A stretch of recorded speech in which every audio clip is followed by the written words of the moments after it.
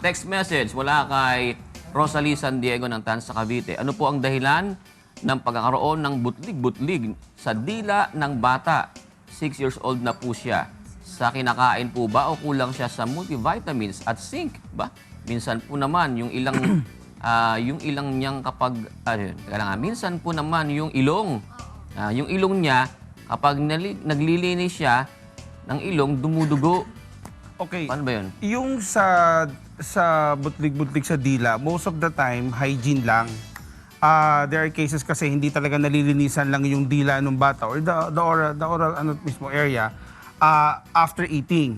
Kahit simpleng gatas lang yan or yung mga crumbs lang ng tinapay. 6 years old na kasi yan. So basically, nabibigyan na ng pagkain niya na hindi siguro natitingnan din right after eating. No? Yung binabanggit dun sa question na baka kulang sa multivitamins, pwede din. Pero usually, kung meron ng hindi siya talaga butlig-butlig, most of the time, singaw. Singaw ang lumalabas, yung oral thrush na tinatawag or yung mouth sores. No? Tingnan natin, baka naman hygiene lang. You can use a ghost pad or yung simpleng bimpo lang, kung medyo makulit yung bata, iwa-wipe mo lang lagi dun sa area na yon para lang matanggal mo yon. Kasi pag hindi mo nililinis yun, pagmumulan talaga ng infection and of course, tooth decay. Kasi magkakalapit lahat yan and pag minamalas-balas, tonsillitis pa. No? Yun namang sa... so, ang common talaga is hygiene pa rin. Yun ang gusto kong banggitin doon sa kanina. No? Of course, you can give the multivitamins, but of course, important din, painumin ng maraming tubig and then proper toothbrush para sa mga bata kasi very important, growing up years yung 6 years old.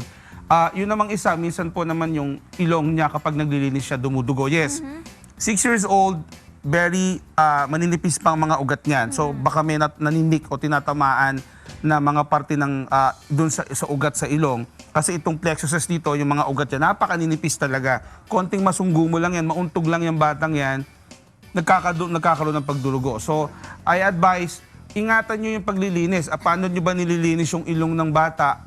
Kung may mga konting dumi-dumi lang o yung tinatawag na kulangot, konti lang naman, huwag nyo nang masyadong itodo. Baka pumapasok sa loob yung pinaka cotton buds.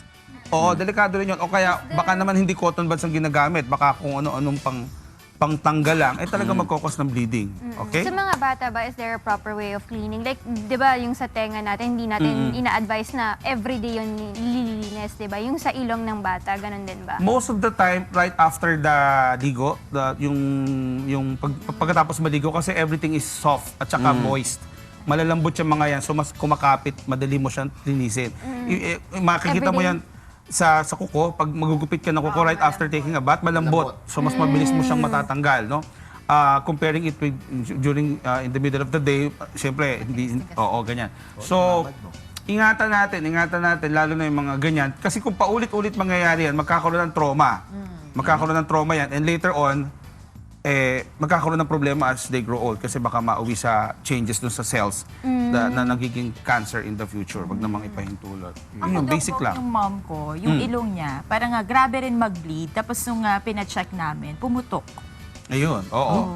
Or ipakita rin, kung recurrent ng bleeding, wala namang masyadong cleaning na ginagawa, hindi mo ginagawa, nagdudugo, you have to see an ENT specialist. Baka kasi may polyp o may mga lawit o may mga kuntil na tumubo sa loob which can really cause the bleeding and sometimes runny nose, sipon-sipon lang, di mo pinapansin pero basically may problema pala sa loob, yung sinuses pala namamaga, etc.